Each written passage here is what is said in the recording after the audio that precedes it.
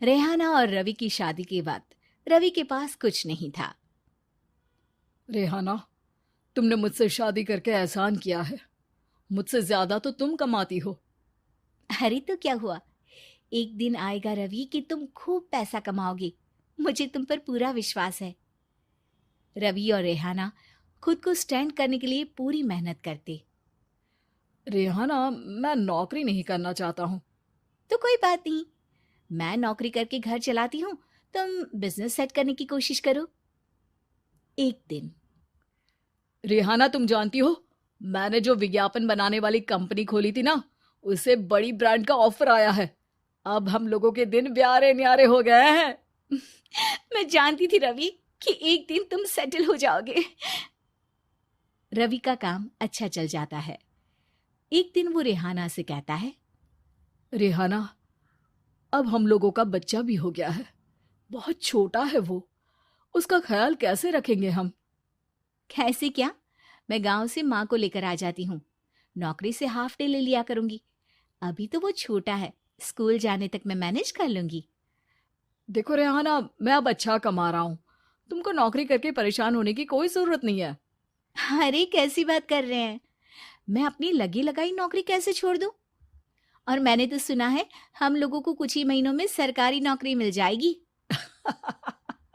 सरकारी नौकरी में कितना कमा लोगी? उतने में तो मैं ड्राइवर रख लूंगा। रेहाना को रवि की बात का थोड़ा बुरा तो लगता है। कम से कम मेरी नौकरी की इतनी बेइज्जती मत करो। भूल गए, इसी नौकरी के बदौलत तुमने अपना बिजनेस खड़ा किया है। अरे वो तो मैं किसी के भरोसे भी कर लेता। देखो, अपने बच्चे को संभालो, घर का काम करो। अब बाहर जाती तुम अच्छी नहीं लगती हो। रेहाना रवि के कहने पर नौकरी तो छोड़ देती है, लेकिन अब बड़े से घर में उसकी कीमत किसी नौकर से कम नहीं होती। एक दिन रवि का दोस्त आता है।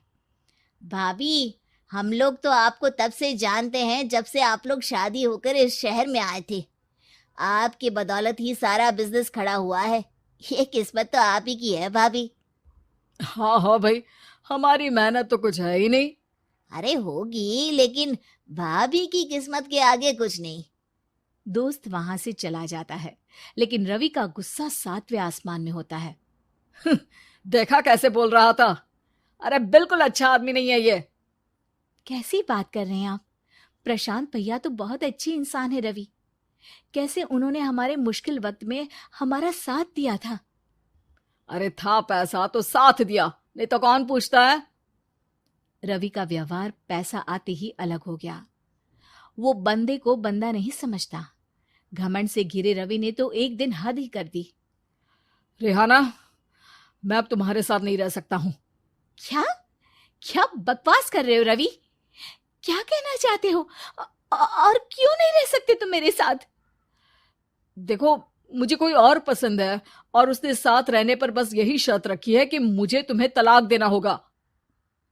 रेहाना, जो कि एक स्वावलंबी महिला थी, उसने बिना देर किए रवि को कह दिया, कोई इश्यू नहीं, मुझे पैकिंग में 4 दिन का वक्त लगेगा, लेकिन तब तक मैं तुम्हारे साथ नहीं रहूंगी।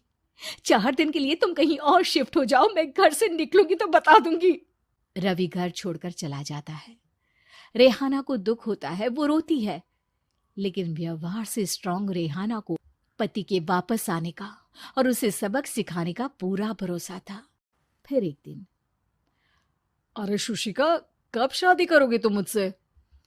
यार मैंने तो सोचा था तुम शादी से पहले मुझे विदेश लेकर जाओगे, महंगी कार दिलाओगे।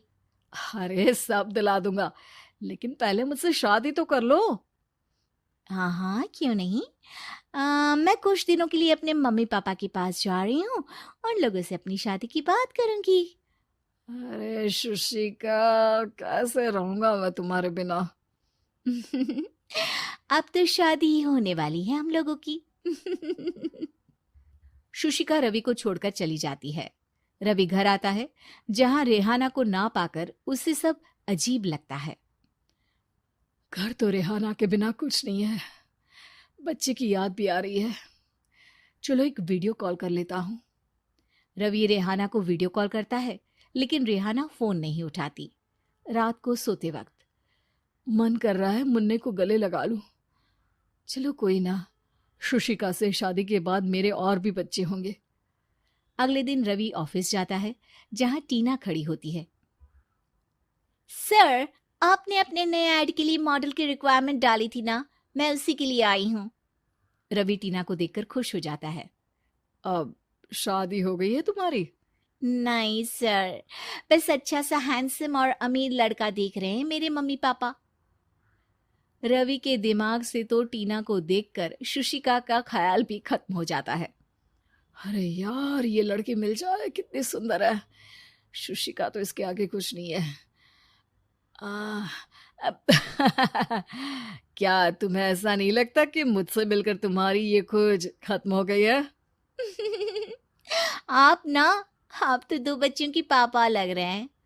अरे नहीं नहीं, मेरी शादी तो हुई थी, लेकिन बीवी को किसी और से प्यार था, मुझे छोड़कर चली गई।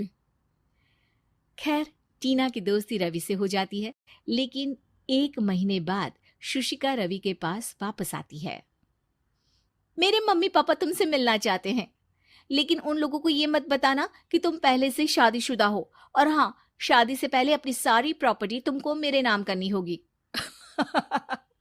अरे पागल, अब मैं तुमसे शादी ही नहीं करना चाहता। भला ऐसी लालची औरत से कौन शादी करेगा? तभी वहां टीना आ जाती है। रवि, ये पागल सी औरत कौन है? देखो, तुमने ही कह दिया ना पागल, तो पागल ही है।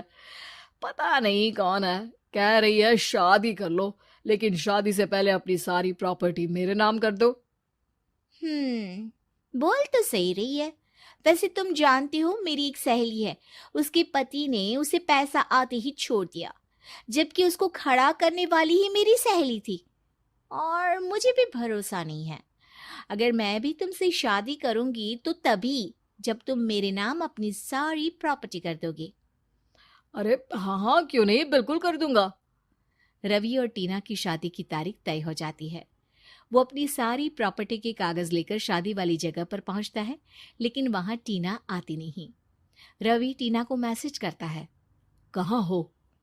सॉरी, मैं तुमसे शादी नहीं कर सकती, मुझे तुमसे भी ज्यादा पैसे वाला मिल गया। रवि को गुस्सा आ जाता है। वो गुस्से से सारा डेकोरेशन तोड़ रहा होता है कि वहां रेहाना आ जाती है। सर, क्या हो गया? क्या डेकोरेशन पसंद नहीं आई आपको?